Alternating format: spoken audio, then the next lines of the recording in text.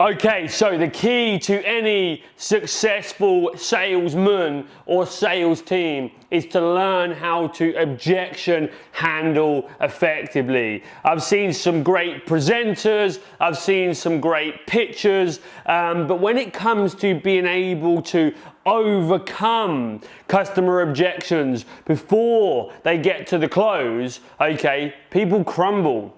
People fall down. They don't know what to say. Now, I thought that I'd make this video for you as well as Jack. Jack's 19, he's just joined my sales team and we're gonna turn him into an absolute beast. And I wanna do the same for you too. So, let's talk today about objection handling 101. Okay, we can all dress smart. We can all understand products. We can all learn to build rapport, get on with the customer, create trust and credibility. But if we don't know how to provide solutions to problems, then we have a problem. Okay, that means that we're never going to be able to make sales. We're never going to be able to close deals. And if you're a salesman, okay, or if you're a business, you rely on sales to pay your bills. You rely on sales to feed your family. You rely on sales to put food on the table. Now, any industry, any customer type, okay, any business all have the same or almost very, very similar, okay, objections. It might be price, it might be timing, it might be need to speak to a partner, it might be that you don't have the right payment solutions, it might be that you haven't done enough to convince them that your product is the right product to fit their solution, or, okay, to entertain them, because people buy to solve a problem or they really buy to be entertained. Okay, these are the main two reasons that people are buying products and services. But each objection that comes up isn't a new objection, right? 9 times out of 10, they are the same, just worded in a slightly different way. So if you're able to master the objections of your industry, it means that every time somebody says to you, well, I can't buy because I need to speak to my partner, or I'm not too sure if the product's right for me, you should have at the tip of your tongue, okay, the answer straight away. And you need to write down what the industry objections are that are relevant to you. You need to practice your responses so you've got it streamlined, okay? So you've got it seamless. So when they say it, okay, you have an answer that just rolls off the tongue. But I want to give you a very simple 3-step process of how you can deal with any one objection in isolation. So, first and foremost, and hopefully you can see it on the back there, if not, don't worry. Number 1, with any objection, you need to identify what it is, okay? So if you say to the customer, would you like to buy our sales training? And they say no, okay, the next question that you ask is, why? Yeah, every time is why. Okay, thanks for giving me your feedback, but why don't you want to buy it, right? That will allow you to identify the reason, okay, that they're not currently moving forward.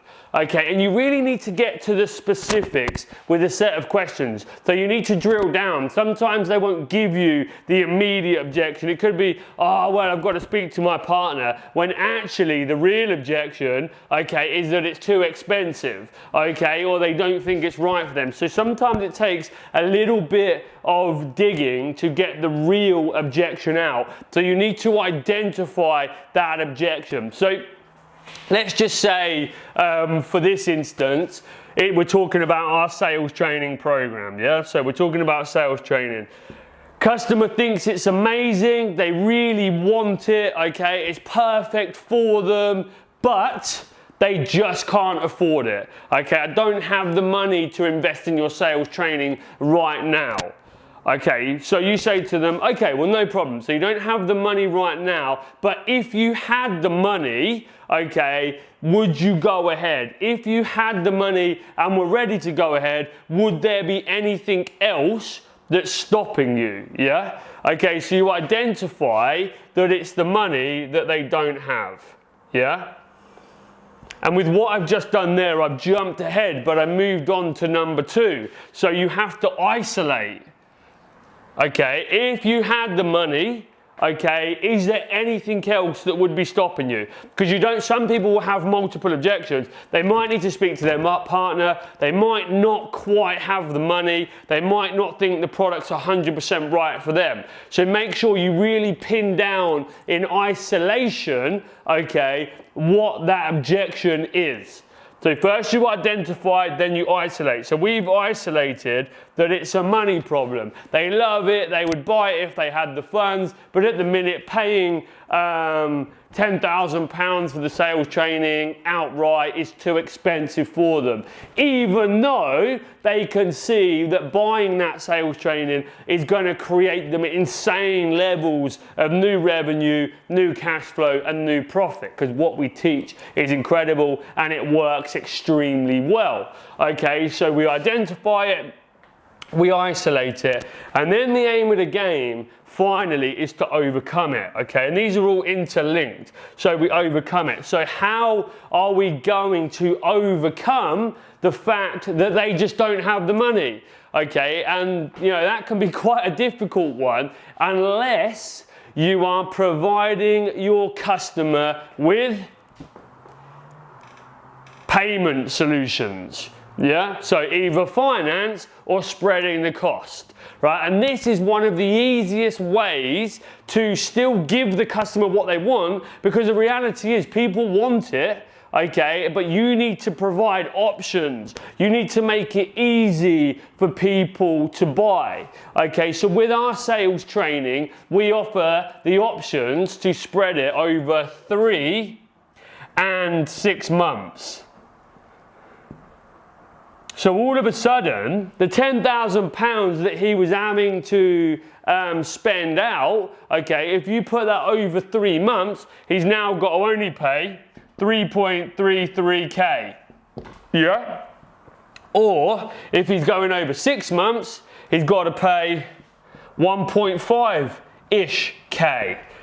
So it becomes a lot more affordable, okay? It becomes a lot more achievable for them to be able to get the product that they want. And this happens in almost every industry, be it the car industry, the sofa industry, the electrical goods industry, okay? Every company offers finance. And without going off on a tangent, a tip is, if you want to grow your sales in your business, you need to provide finance for solutions, okay, to your customers.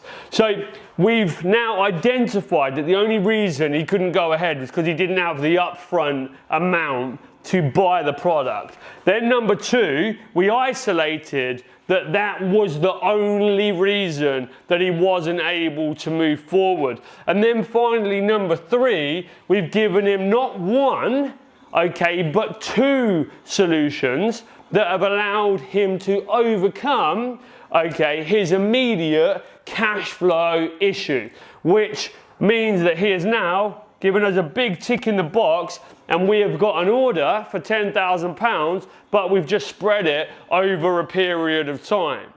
And you could do this with any product, okay, with any service in any industry. And it's a very simple process. But remember, sales in its entirety is a process. It's just like fixing a car engine, okay? You start in one area and you work all the way through the process until you get the thing running at the other end. You take the customer on the journey, okay? And across the journey, you need to do a number of different things that will convince them that your product is right, affordable, and effective for them. But for this purpose, Objection 101 is finally, okay, identify, isolate, and overcome with a solution.